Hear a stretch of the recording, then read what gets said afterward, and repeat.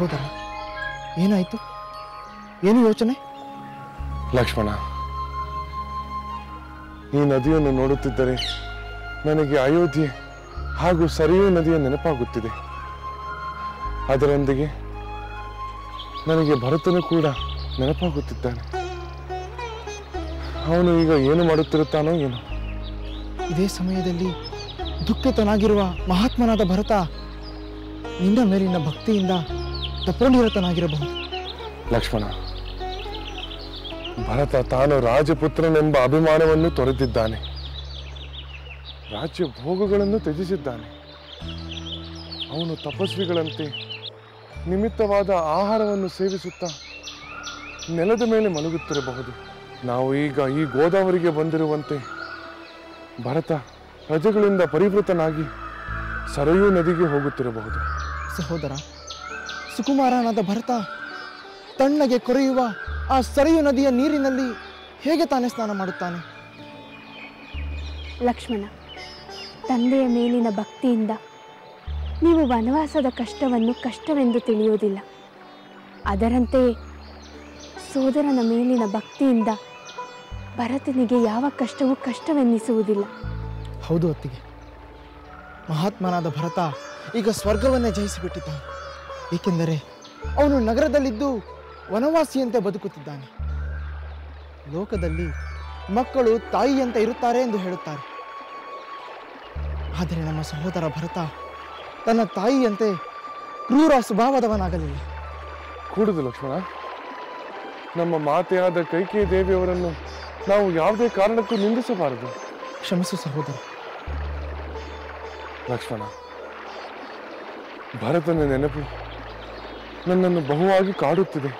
ಕಾಲ್ಬುಡದಲ್ಲಿದ್ದ ಸುಖವನ್ನು ತ್ಯಜಿಸಿ ವಿರಕ್ತನಂತೆ ಬಾಳುತ್ತಿರುವ ಗುಣವಂತನಾದ ಸೋದರನನ್ನು ಕಾಣಬೇಕೆಂದು ನನ್ನ ಮನಸ್ಸು ತವಕಿಸುತ್ತಿದೆ. ಸಹೋದರ, ನನ್ನಲ್ಲೂ ಅದೇ ಭಾವನೆ ಇದೆ. ಸಪರಿವಾರನಾಗಿ ಅರಣ್ಯಕ್ಕೆ ಬಂದಿದ್ದಾಗ ಅವನು ಆಡಿದ ಮಧುರ ಮಾತುಗಳು, ಅವನ ಸ್ನೇಹದ ನಡವಳಿಕೆ ಎಲ್ಲವೂ ನನಗೆ ಮತ್ತೆ ಮತ್ತೆ ನೆನಪಾಗುತ್ತಿದೆ. ಲಕ್ಷ್ಮಣ, ಸಾತ್ವಿಕನಾದ ಭರತನನ್ನು, ಶತ್ರುಘ್ನನನ್ನು ನಾನು ಮತ್ತೆ ಯಾವಾಗ ಕಾಣುತ್ತೇನೋ. ಅದಿರಲಿ, ನಾವೀಗ ಮೊದಲು ನಮ್ಮ ಸ್ನಾನಾದಿಗಳನ್ನು ಮುಗಿಸೋಣ. ಆಗಲಿ ಸಹೋದರ.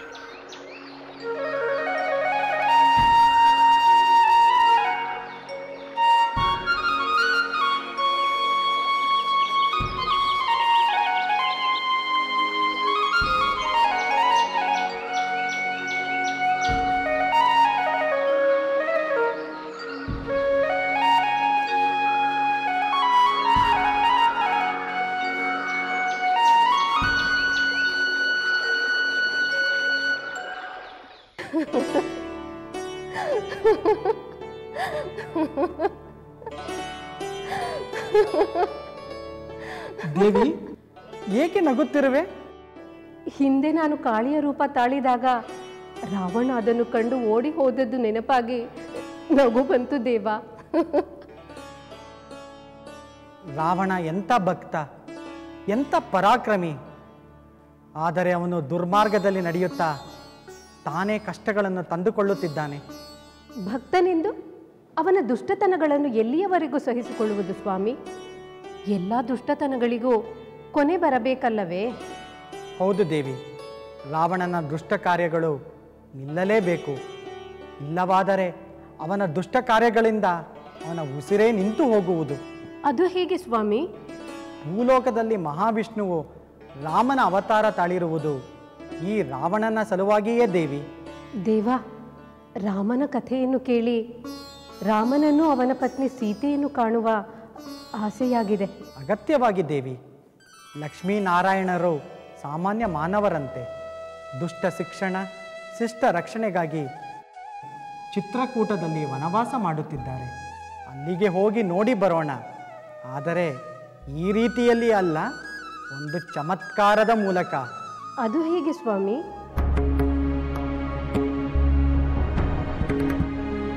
ಹಾಗೆ ಆಗಲಿ ಸ್ವಾಮಿ.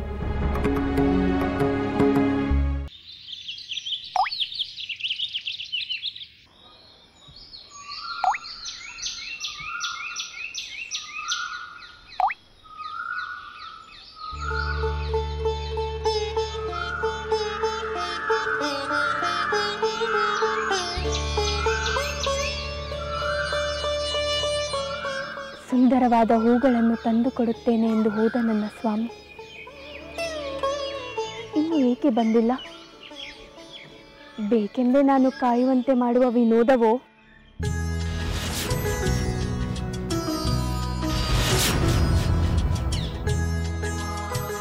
ಸೀತೆ, ನೋಡು, ನಿನಗಾಗಿ ಈ ಮನೋಹರವಾದ ಹೂವುಗಳನ್ನು ತಂದಿದ್ದೇನೆ. ಸೀತೆ, ಏಕೆ ಮೌನ? ನನ್ನ ಕಡೆ ನೋಡುವುದಿಲ್ಲವೇ?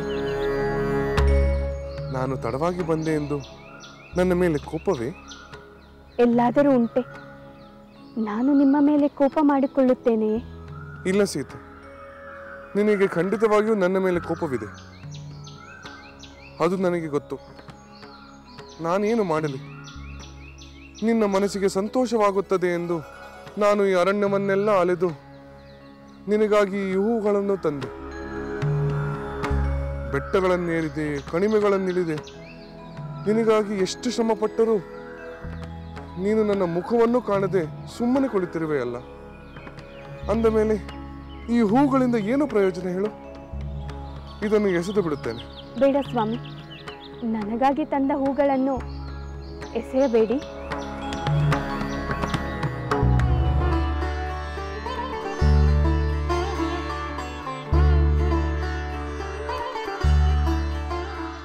ಅರ್ಧನಾರೀಶ್ವರ, ನಮೋ ನಮಃ. ನಾರಿಯನ್ನು ಬಿಟ್ಟು ಈಶ್ವರ ಮಾತ್ರ ಬಂದಿರುವರಲ್ಲ? ಏನು? ನಾನು ಅರ್ಧನಾರೀಶ್ವರನೇ? ಹೌದು ಹೌದು ಹೌದು, ನಾವಿಬ್ಬರು ಅರ್ಧನಾರೀಶ್ವರರಂತೆ ಸದಾ ಜೊತೆಯಲ್ಲಿ ಇರುತ್ತೇವೆ ಎಂದು ನಿನ್ನ ಮಾತಿನ ಅರ್ಥವಲ್ಲವೇ? ಕೈಲಾಸವಾಸ, ಗೌರೀಶ, ಪರಮೇಶ್ವರ, ಈ ಅರಣ್ಯದಲ್ಲಿ ನಿನ್ನ ದರ್ಶನ ಭಾಗ್ಯ ಲಭ್ಯವಾಗಿದೆ ಎಂದು ನನಗೆ ಪರಮ ಸಂತೋಷವಾಗಿದೆ. ಆದರೆ ಮಾತೆ ಪಾರ್ವತಿ ದೇವಿಯೂ ನಿನ್ನೊಂದಿಗೆ ಇದ್ದಿದ್ದರೆ ನನ್ನ ಸಂತೋಷವು ನೂರ್ಮಡಿಯಾಗುತ್ತಿತ್ತು.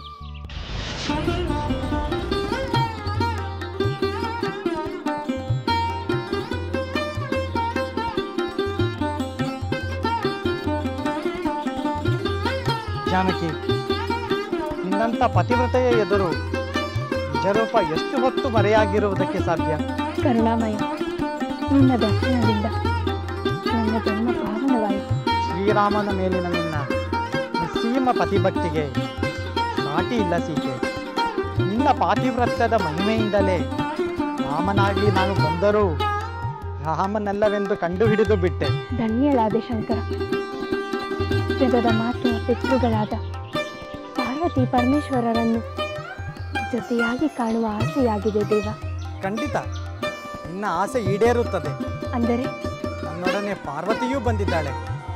ನಾನು ಇಲ್ಲಿ, ಅವಳು ಅಲ್ಲಿ. ಸ್ವಾಮಿ, ಸೀತೆ,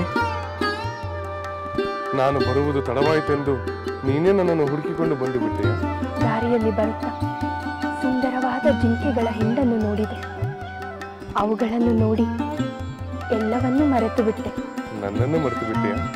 ಆ ಕ್ಷಣದಲ್ಲಿ ಮರೆತೆನೆಂದರೆ ಅತಿಶಯೋಕ್ತಿ ಅಲ್ಲ. ಹೌದೇನು? ಹಾಗಾದರೆ ಆ ಜಿಂಕೆಗಳನ್ನು ನೋಡುತ್ತಾ ಅಲ್ಲಿಯೇ ಇದ್ದು ಬಿಡಬೇಕಾಗಿತ್ತು. ಏಕೆ ಸ್ವಾಮಿ, ಈ ದಿನ ನನ್ನ ಮೇಲೆ ಅಷ್ಟು ಕೋಪ? ಇಲ್ಲ ಸೀತೆ, ನಾನು ನಿನ್ನ ಮೇಲೆ ಏಕೆ ಕೋಪಿಸಿಕೊಂಡೆ? ಇಲ್ಲ ಸ್ವಾಮಿ, ನೀವು ಕೋಪ ಮಾಡಿಕೊಂಡಿದ್ದೀರಿ.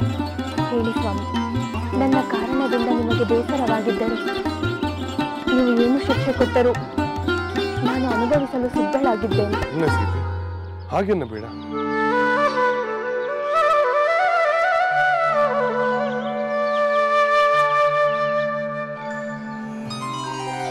ಪತಿಯ ಸಹಿತವಾಗಿ ಬಂದಿದ್ದರೆ ಈ ಕಣ್ಣುಗಳಿಂದ ತೃಪ್ತಿಯಾಗುವವರೆಗೂ ನೋಡಿ ನಾನು ಧನ್ಯನಾಗುತ್ತಿದ್ದೆ.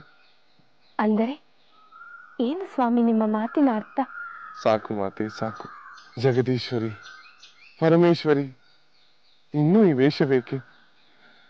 ಭಕ್ತನು ಬೇಡದೆ ದರ್ಶನ ಕೊಡುತ್ತಿರುವ ನಿನ್ನ ವಾತ್ಸಲ್ಯಕ್ಕೆ ನಾನು ನಮಸ್ಕರಿಸುತ್ತೇನೆ.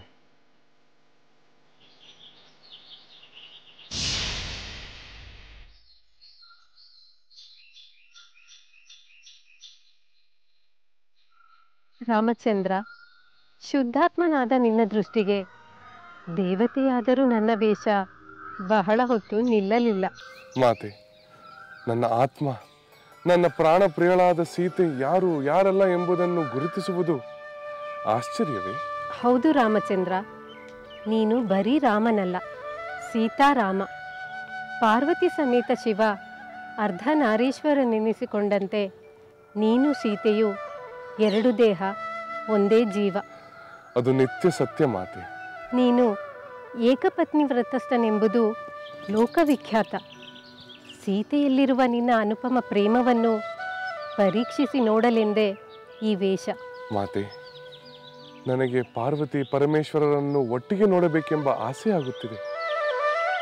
ಆ ಆಸೆ ಈಗಲೇ ಈಡೇರುತ್ತದೆ. ಅಂದರೆ ಪರಮೇಶ್ವರನು ಆಗಮಿಸಿದ್ದಾನೆ ರಾಮಚಂದ್ರ.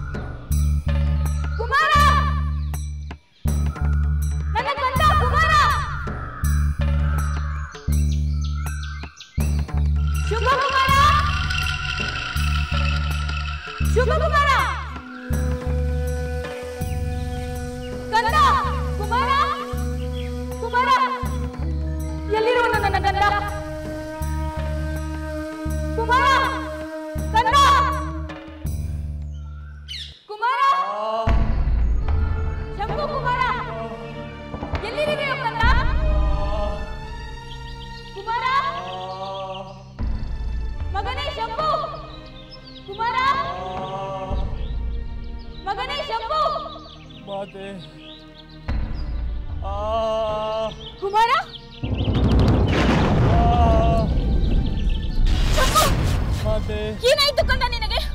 ಏಕೆ ಇಲ್ಲಿ ಬಿದ್ದಿರುವೆ? ಬಾಣ? ಕುಮಾರ, ನಿನಗೆ ಬಾಣವನ್ನು ಬಿಟ್ಟವರು ಯಾರು? ನಿನ್ನ ಅವಸ್ಥೆಯನ್ನು ನೋಡಲಾಗುತ್ತಿಲ್ಲವಲ್ಲ ಮಗನೇ. ಕಂದ, ಅಯ್ಯೋ, ನಾನು ಕಂಡ ಕೆಟ್ಟ ಕನಸು ಸತ್ಯವಾಗಿ ಹೋಯ್ತಲ್ಲ. ಸಹಿಸಲಾರದ ನೋವು. ಇದೇನಾಯ್ತು? ನಿನಗೆ ಕೇಡು ಮಾಡಲು ಸಾಧ್ಯವಿಲ್ಲ ಎಂಬ ಆತರನ ಮಾತು ಹುಸಿಯಾಗಿ ಹೋಯ್ತಲ್ಲ.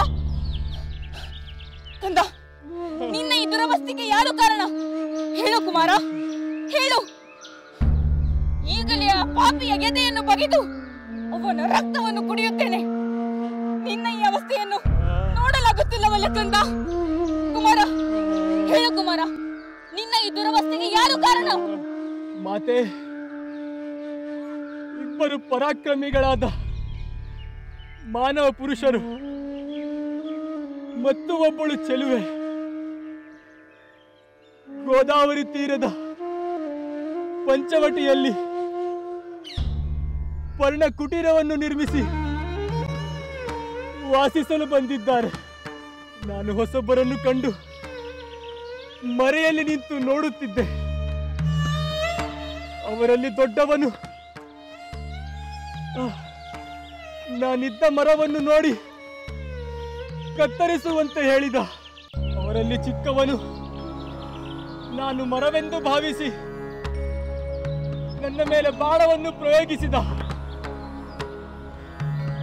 ನಾನು ಕುಸಿದು ಬಿದ್ದೆ ಮಾತೆ. ಈಗ ಸಾವು ಹತ್ತಿರವಾಗಿದೆ. ಏಕೆ ಹೀಗೆ ಮಾಡಿದೆ ಕಂದ? ಅವರ ವಿಷಯ ನನಗೆ ಹೇಳಿದ್ದರೆ ನಾನೇ ಅವರ ಹೆಡೆಮುರಿ ಕಟ್ಟಿ ನಿನಗೆ ತಂದು ಕೊಡುತ್ತಿದ್ದೇನಲ್ಲ. ನಿನ್ನನ್ನು ಈ ಸ್ಥಿತಿಗೆ ಕಾರಣರಾದ ಅವರನ್ನು ನಾನು ಸುಮ್ಮನೆ ಬಿಡುವುದಿಲ್ಲ. ಈಗಲೇ ಹೋಗಿ ಅವರನ್ನು ನಾಶ ಮಾಡುತ್ತೇನೆ. ಬೇಡ ಮಾತೆ, ಬೇಡ. ತುಡುಕಬೇಡ. ತುಡುಕಿ ನನ್ನಂತೆ ನೀನೂ ಬಲಿಯಾಗಬೇಡ. ಈ ಶೂರ್ಪನಖಿಯನ್ನು ಬಲಿ ಹಾಕುವುದು ಅಷ್ಟು ಸುಲಭವಲ್ಲ. ಇಲ್ಲ ಮಾತೆ, ಅವರು ಬಲಶಾಲಿಗಳೆಂದು ಕಾಣುತ್ತಿದೆ. ಅವರ ಬಲಾಬಲಗಳನ್ನು ತಿಳಿಯದೆ ಆತುರ ಪಡಬೇಡ. ಆಗಲಿ ಕುಮಾರ, ನಾನು ಆತುರ ಪಡುವುದಿಲ್ಲ. ಆದರೆ ನಿನ್ನ ಸಾವಿನ ಸೇಡನ್ನು ತೀರಿಸಿಕೊಳ್ಳದೆ ನಾನು ಸುಮ್ಮನೆ ಇರುವುದಿಲ್ಲ. ಕ್ಷಮಿಸು ಮಾತೆ. ಆ ಮಾನವ ಸ್ತ್ರೀಯ ಸೌಂದರ್ಯಕ್ಕೆ ಮರುಳಾಗಿ ಮರವಾಗಿ ನಿಂತು ಮರಣವನ್ನು ತಂದುಕೊಂಡೆ. ಇಲ್ಲ ಕುಮಾರ, ನಿನಗೆ ಏನೂ ಆಗುವುದಿಲ್ಲ. ಕಾಲ ಬಂದಿದೆ. ನಾನು ನಿನ್ನನ್ನು ಸಾಯಲು ಬಿಡುವುದಿಲ್ಲ ಕುಮಾರ. ಮಾತೆ, ಇಲ್ಲ ಕುಮಾರ. ಮಾತೆ, ಕುಮಾರ, ಕುಮಾರ,